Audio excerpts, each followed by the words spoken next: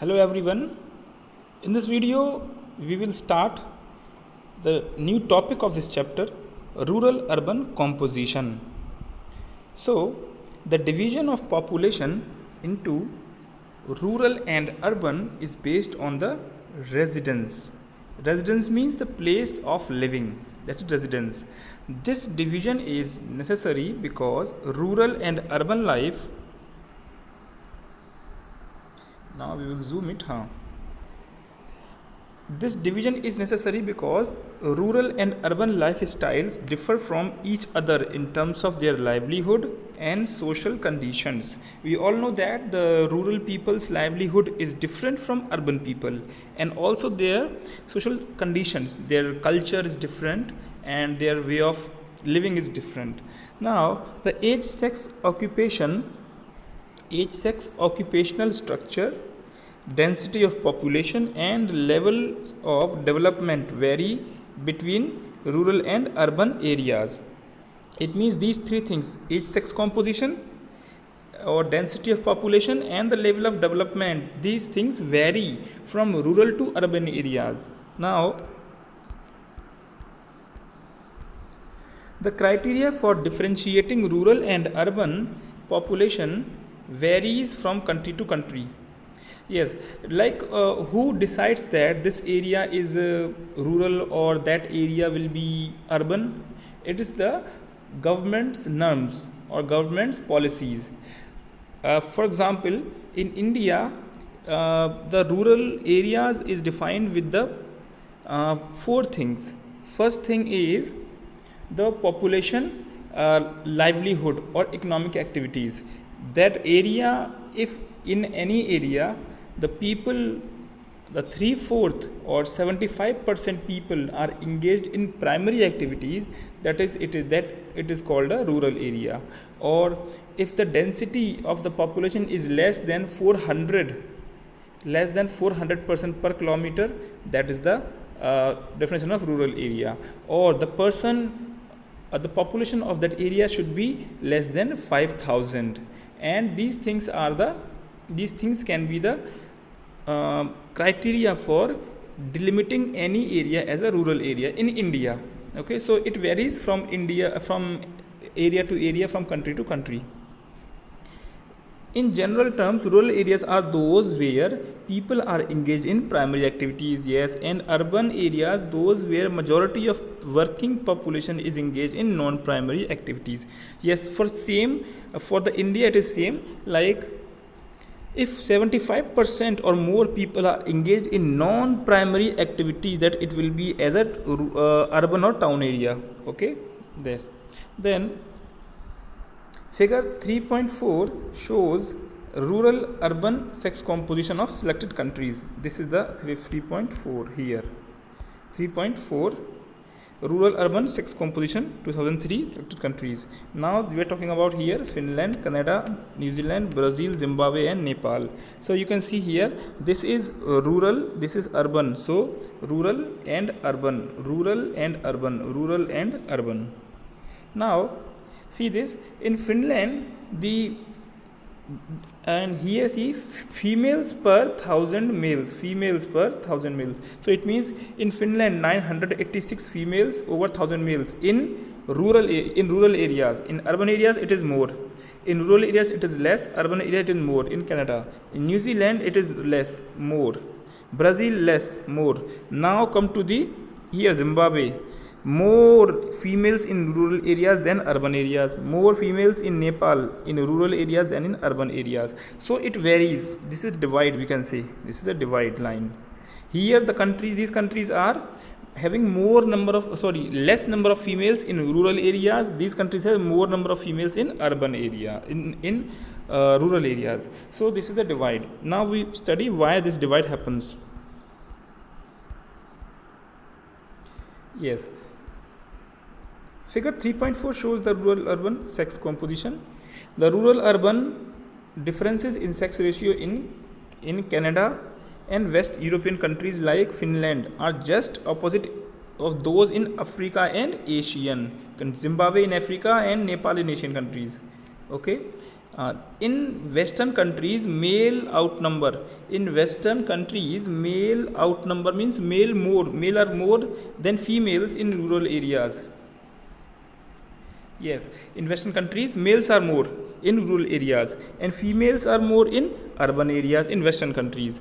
Then now in countries like Nepal and Pakistan, cases reverse. The excess of females in urban areas of USA, Canada, and Europe is a result of influx of females from rural areas to avail the job opportunities. What does it mean? It means that in the Western European countries, females from rural areas, they move to the urban areas for better job opportunities. Okay. Then farming in these developed countries is also highly mechanized and remains largely a male occupation. It means agriculture in these European countries are very, very developed. They use high technology, high machines. Okay, so it is generally male dominated. Okay, females are not generally involved in the agriculture in large numbers, so this is done by males only. So that's why males are less migratory to the urban areas, rather female are more migratory to urban areas. Okay, in the European countries. By contrast, the sex ratio in Asian urban areas remains male dominated, because in India or in Asia, agriculture is not so developed. So female are more involved in agricultural activities and male migrate to the urban areas for the industrial jobs or other employment. See, due to the predominance of male migration. It is also worth nothing that in countries like India, female participation in farming activities in rural areas is fairly high. Yes, I told you that female participation in farming activities is fairly high in India. Okay, shortage of housing, high cost of living, paucity of job opportunities, lack of securities in city. See, what is the condition in cities? In cities, what is there? Shortage of housing for females, high cost of living, paucity of job opportunities, and lack of security for females in cities discourage women to migrate from rural to urban areas. Understand? Now come to literacy. This is also a important criteria for population composition. Proportion of literate population of a country is an indicator of its socio-economic development. This is the indicator of socio-economic development. It reveals the standard of living. What standard of living? Generally, people who are educated, they have good standard of living. Social status of females. Okay. Availability of educational facilities. Social status of females. Availability of educational facilities and policies of government. Okay, so what it reveals, it shows us these things: standard of living, social status of females, availability of educational facilities, and policies of the government. Level of economic development is both a cause and a consequence of literacy. It means literacy lead to economic development, and economic development lead to literacy. It means these are the cause and consequences. Okay. In India, literacy rate denotes the percentage of population above 7 years of age who is able to what? Read, write, and have ability to do arithmetic calculations with understanding. This is the definition of literacy in India. Now come to the occupational structure. Working population. Occupation means job. In which field you are doing a work or livelihood job. The working population, women's and men's of the age group 15 to 59 is called working age group. Okay, take part in various occupations ranging from agriculture, forestry, fishing, manufacturing, construction, commercial, transport, services, communication, and other unclassified services. It means people are having different livelihoods, different areas they are working in. Agriculture, forestry, fishing, and mining are classified as primary activities. Okay, these are called as primary activities. We will study later in later chapters. There is whole full chapters on primary activities, secondary activities, and tertiary activities. Manufacturing as secondary activities, and transport, communication, and other services as tertiary activities. And jobs related to research and development ideas at quaternary activities. So these are the classification of activities, classification of economic activities. Proportion of working population engaged in these four.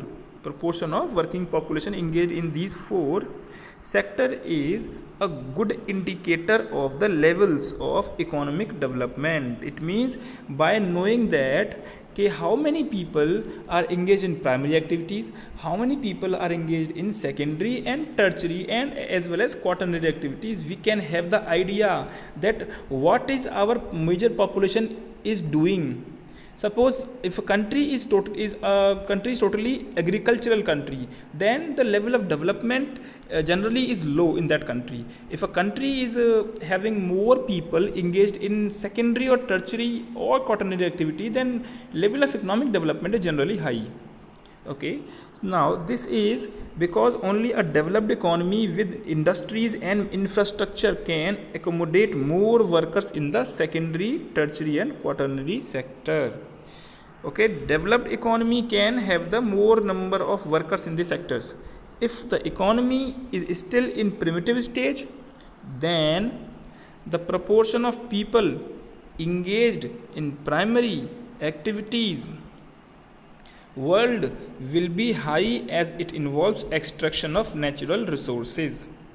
Okay, what it means, if economy is still in primitive stage, then the proportion of people engaged in primary activities, okay, primary activities world will be high as it involves extraction of natural resources. It means the people will be more dependent on the extraction of natural resources.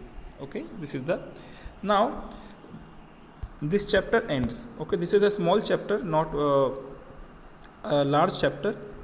Now we can discuss we have discussed this thing. Now we can discuss the exercise questions. So first question is, choose the this is the MCQ. Which one of the following has caused the sex ratio of UAE, United Arab Emirates, to be low?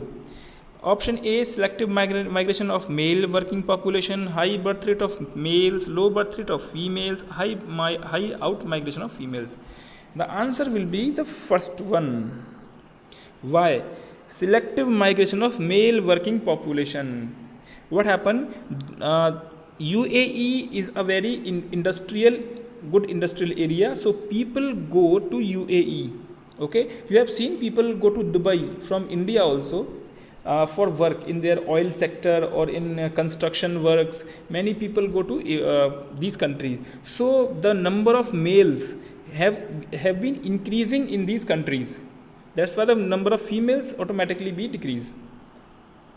Now, which one of the following figures represents the working age group of population? You all know this thing. I have told you in previous video, 60 years is a retirement age. Okay, and 15 years is just work starting age. So this is the age where people work, working age. Which one of the following countries has highest sex ratio in the world?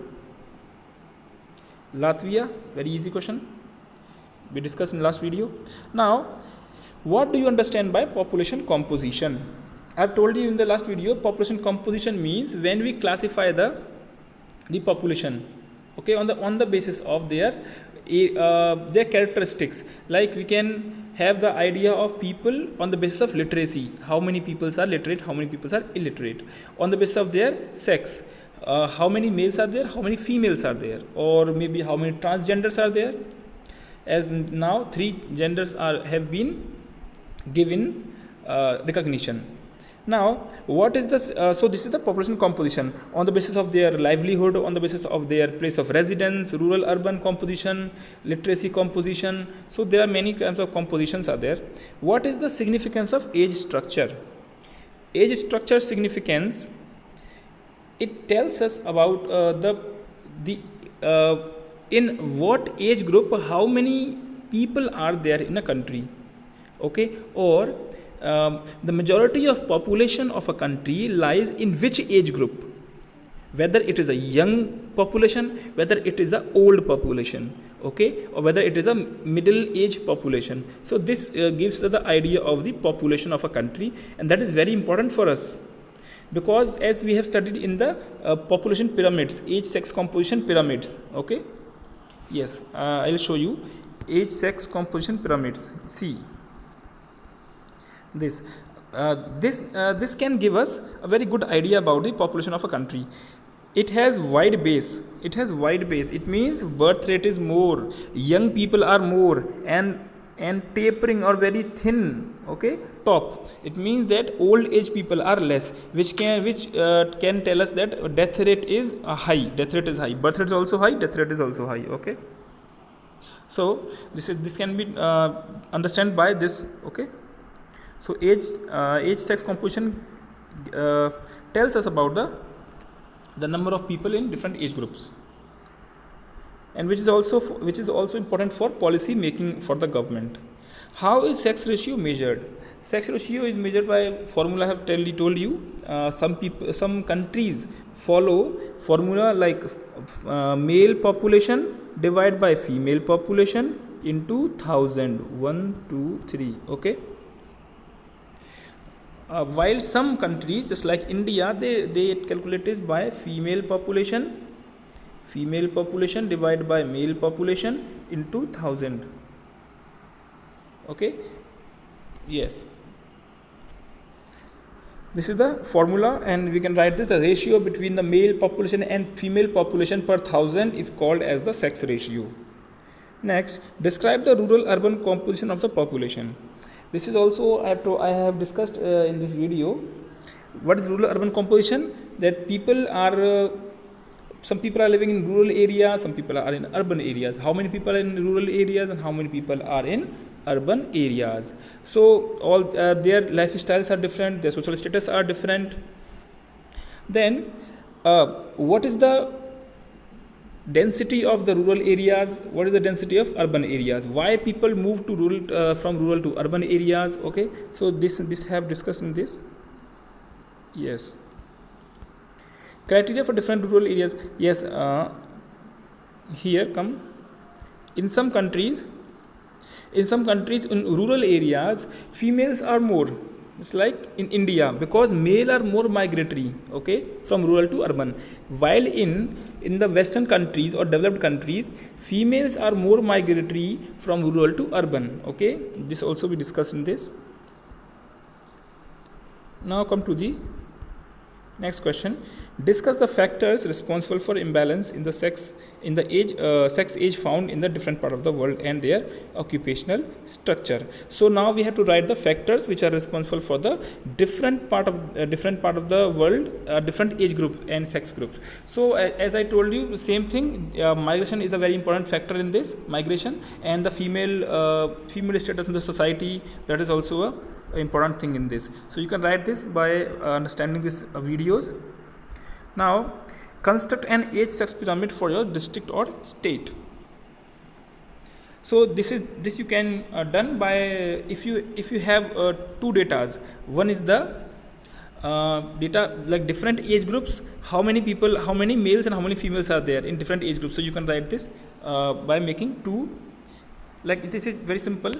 First make this age groups, okay, then how many, this is another graph, percentage of population, and then males here, females here, and then we can make this age sex composition. Okay, so in this video, goodbye, see you in next video.